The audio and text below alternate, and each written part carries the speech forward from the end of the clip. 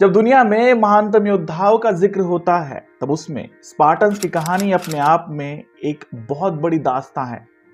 ये कहानी उन योद्धाओं की है जिन्हें बचपन से ही दुख और तकलीफों में रखा जाता था, या यूं कहे तो इन्हें बनाया ही इसलिए जाता था कि वे किसी भी एडवर्स कंडीशन में खुद को ढाल सके। स्पार्टन्स को दी जाने वाली ट्रेनिंग एंशिएंट हिस्ट्री की one of the brutal military training थी। इस ट्रेनिंग सिस्टम का नाम था एगोगे ट्रेनिंग। आज के इस पर्टिकुलर वीडियो में हम जानेंगे इसी स्पार्टन्स के बनने की कहानी को। साथ ही साथ हम इस बात को भी जानेंगे कि कैसे बैटल ऑफ थर्मोपोलाई में सिर्फ 300 स्पार्टन्स ने मिलकर लाखों पर्शियन को किस तरह से खदेड़ा था। हालांकि वो इस जंग में हार गए थे, मगर उनकी शौर्य की दास्तां आज भी दुनिया भर में गूंजती है। तो चलिए ज्यादा देर न करते हुए वीडियो को शुरू करते हैं। दोस्तों, आई एम डैम श्योर कि आपने 2007 में आई 300 मूवी को तो जरूर देखा होगा। इस मूवी का नाम 300 बेस है। एक लेजेंडरी स्पार्टन किंग लियोनार्डस और उसके 300 स्पार्टन वॉरियर्स जो लड़े थे एक मैसिव पर्शियन आर्मी से, जिसे इतिहास में नाम मिला बैटल ऑफ थर्मोपोलाई। ये मूवी भी इसी बैटल का एक प्रतिरूप है। वैसे क्यों और कैसे हुई थी ये बैटल, इन सवालों को थोड़ा साइड में रखते हुए चलिए जानते हैं स्पार्टा की और स्पार्टन्स के बनने की कहानी की ओर। अराउंड 10th सेंचुरी बीसी डोरियंस नाम की एक ह्यूमन ट्राइब्स ने अपना माइग्रेशन किया पेलोपोनेसियन पेनिसुला की ओर, जो हिस्सा था आज के साउथर्न ग्रीस का। ओवर द टाइम उन्होंने यहां पर एक सोसाइटी डेवलप की जो प्राचीन ग्रीस की one of the powerful society के नाम से उभरी। इस सोसाइटी का नाम था स्पार्टा और यहां रहने वाले लोग को स्पार्टन्स कहा जाता।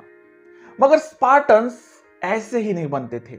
एक आम आदमी से स्पार्टन बनने की कहानी बहुत ही कड़े इम्तिहान से होकर गुजरती थी। और वो मकसद था कि बड़े होते ही उन्हें स्पार्टा के लिए लड़ना है।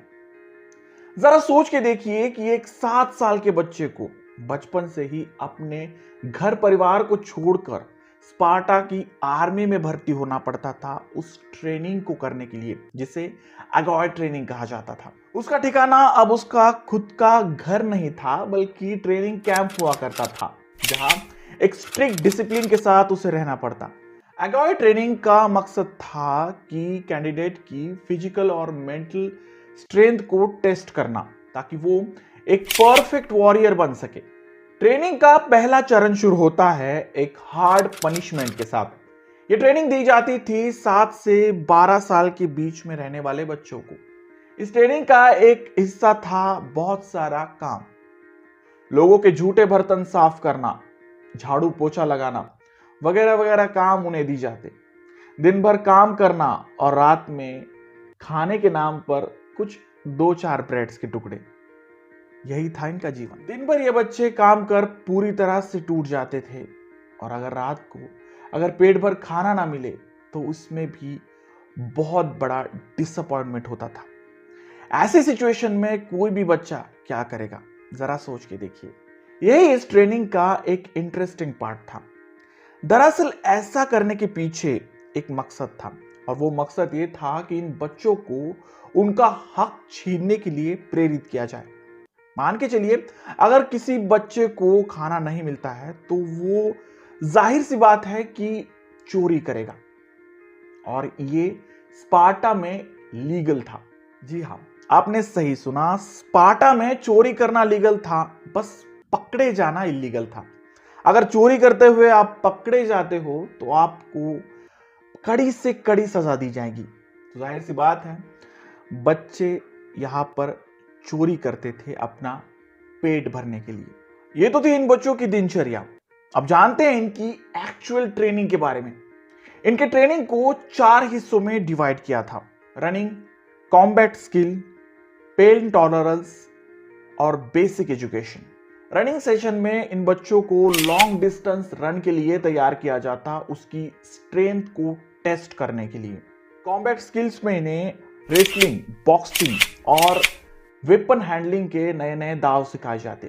पेन टॉलरेंस इनकी सहनशीलता को टेस्ट करता था और इसमें सबसे अहम था पीठ पर कोड़े बरसाना।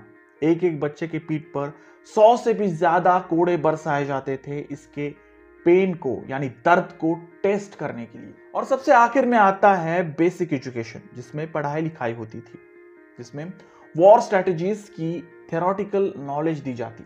ट्रेनिंग का अगला पड़ाव शुरू होता है 12 साल की उम्र के बाद। मानी जो बच्चा 7 से 12 के उम्र के बाद आगे चला जाता है तो यहां से उसका सेकेंड पोर्शन शुरू होता है।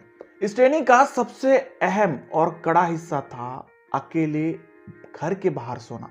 मानी अगर कोई ट्रेनिंग कैंप लगा है तो उस बच्चे को यानी 12 साल की उम्र वाले आगे के बच्चों को कड़कती ठंड में बाहर सोना पड़ता था, जिसमें सबसे बड़ा डर तो जंगली जानवर का था और दूसरा अगर उनसे बचा जाए तो ठंड का। उन बच्चों को सिर्फ अपने पहने हुए कपड़ों के साथ बाहर सोना पड़ता था। ये ट्रेनिंग वाकई में बहुत खतरनाक ट्रेनिंग थी एक 12 साल के बच्चे के लिए। साथ ही साथ इन बच्चों को इस उम्र में एक टाइट मिलिट्री फॉर्मेशन को कैसे तोड़ा जा सके इसका भी ज्ञान दिया जाता था। मानी अगर आपको चारों तरफ से दुश्मनों ने घेरा हुआ है तो इन हालातों में आप कैसे बचकर बाहर निकल सकते हैं इसका भी नॉलेज दिया जाता था। कॉम्बैट ट्रेनिंग में हैंड टू हैंड कॉम्बैट, भाला और तलवारबाजी का ज्ञान दिया जाता था।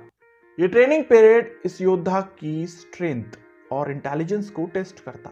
खैर, अब बढ़ते हैं ट्रेनिंग के अगले पड़ाव की ओर, जो शुरू होता है 18 साल की उम्र के बाद।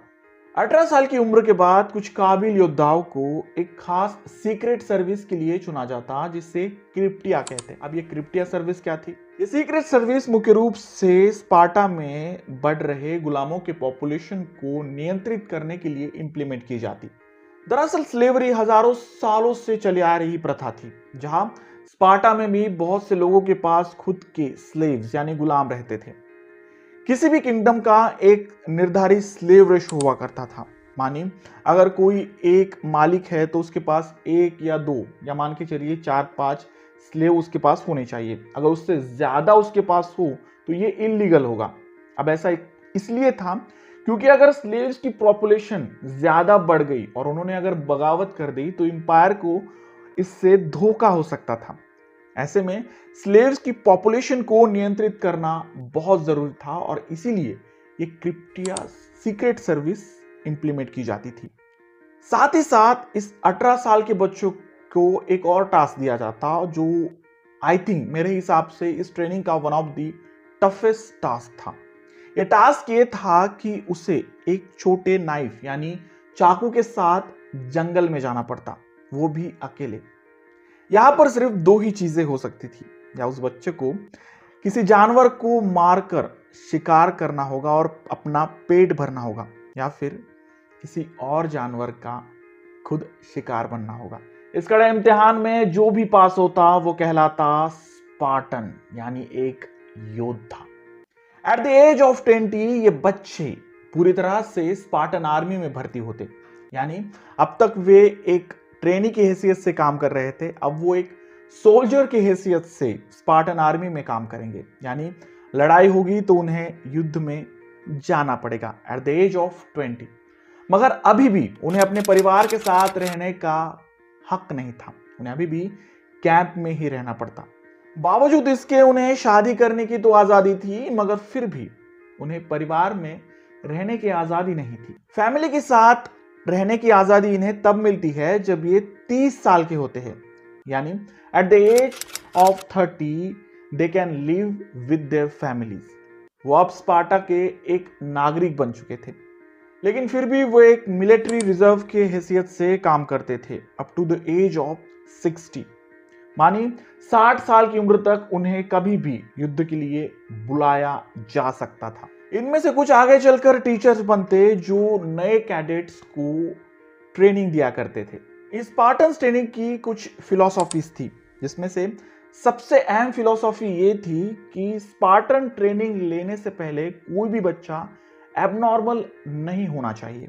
किसी का हाथ टूटा है, किसी का पैर टूटा है, जो बचपन से ही कुछ जिसे दिखाई नहीं देता, ऐसे बच्चे स्पार्टा की आर्मी में भर्ती नहीं हो सकते थे। यहां अगर आपको भर्ती होना है तो आपको पूरी तरह से चुस्त और दुरुस्त होना पड़ेगा।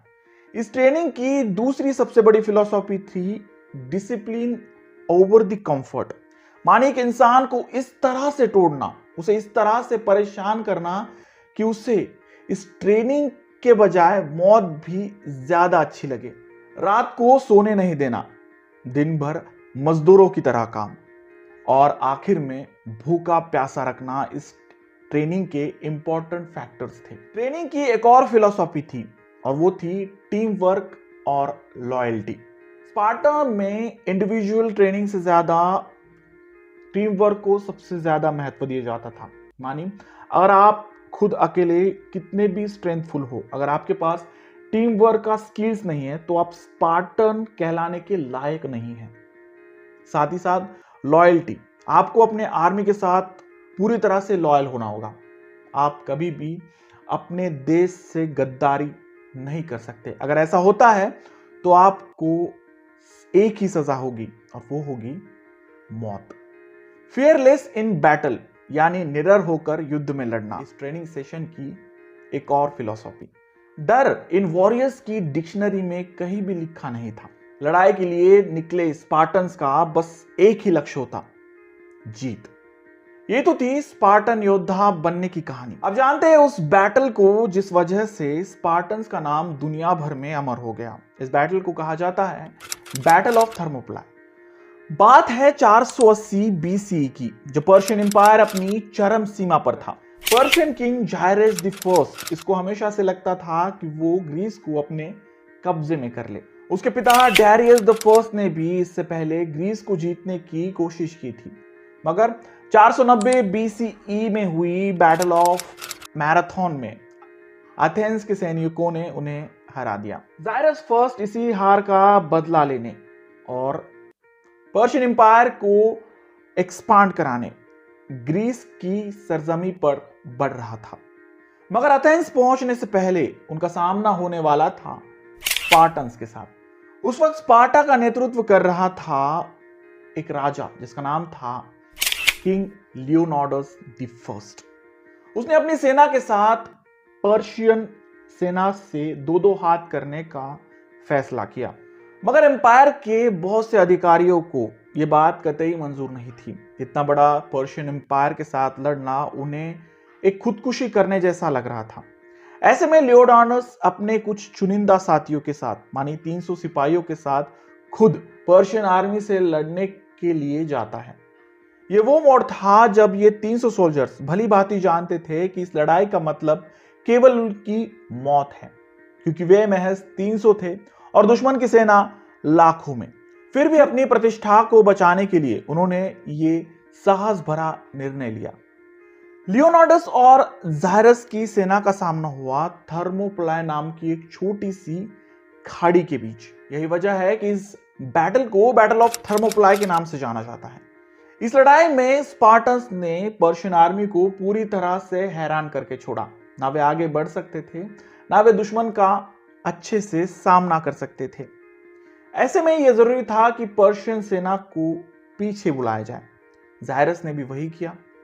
उसने तुरंत अपनी सेना को पीछे हटने के हुक्म दिए। यह मुमकिन था कि जायरस अब थक हार कर वापस अपने देश चला जाता, मगर कहानी में आया एक और इंटरेस्टिंग मोड़।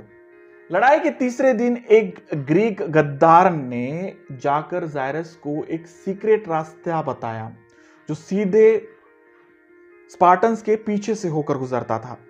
इस रास्ते के सहारे पर्शियन आर्मी पीछे से स्पार्टन्स पर हमला कर सकती थी और उन्हें पूरी तरह से निस्तनाबूद कर सकती थी। इस इंसान की अपने ही सोल्जर्स के साथ की जाने वाली गद्दारी थी उसकी डिसएबिलिटी। दरअसल ये इंसान बचपन से ही कुबड़ा पैदा हुआ था, मगर फिर भी उसका जुनून उसे स्पार्टा की सेना में शामिल होने से नहीं रोक पाया। वे लियोनार्डस के पास कई बार गया कि उसे सेना में शामिल किया जाए लड़ाई लड़ने के लिए, लेकिन लियोडासनस ने उसे कानून की याद दिलाते हुए यह कहा कि तुम लड़ाई में भर्ती नहीं हो सकते, तुम स्पार्टा का हिस्सा नहीं हो क्योंकि तुम एक डिसेबल इंसान हो। स्पार्टा के योद्धा कभी भी डिसेबल नहीं होते। अगर मैं तुम पर दया कर तुम्हें फौज में ले भी लूं, फिर भी तुम्हारे डिसेबिलिटी की वजह से बाकी स्पार्टन्स की जान खतरे में आ सकती है। बस यही चीज उस इंसान को चुभी और वो जाकर दूसरे गुट में शामिल हो गया। मानी जायरस को उसने जाकर सब कुछ बता दिया। फिर क्या था, पीछे के रास्ते से पर्शियन सेना ने स्पार्टन्स पर हमला किया और सभी स्पार्टन्स इंक्लूडिंग लियोनार्डस द फर्स्ट इस लड़ाई में वीर गति को प्राप्त हुए। तो यह थी कहानी स्पार्टन्स के बनने की और उनकी एक बहुत बड़ी बैटल, जिस वजह से स्पार्टन्स का नाम इतिहास में अमर हुआ, बैटल ऑफ थर्मोपोलाई की। तो आपको यह वीडियो कैसा लगा कमेंट बॉक्स में जरूर लिखें। मिलते हैं अगले वीडियो में ऐसे किसी इंटरेस्टिंग और हिस्टोरिकल टॉपिक को लेकर। तब तक के लिए stay happy and keep watching my channel. Thank you.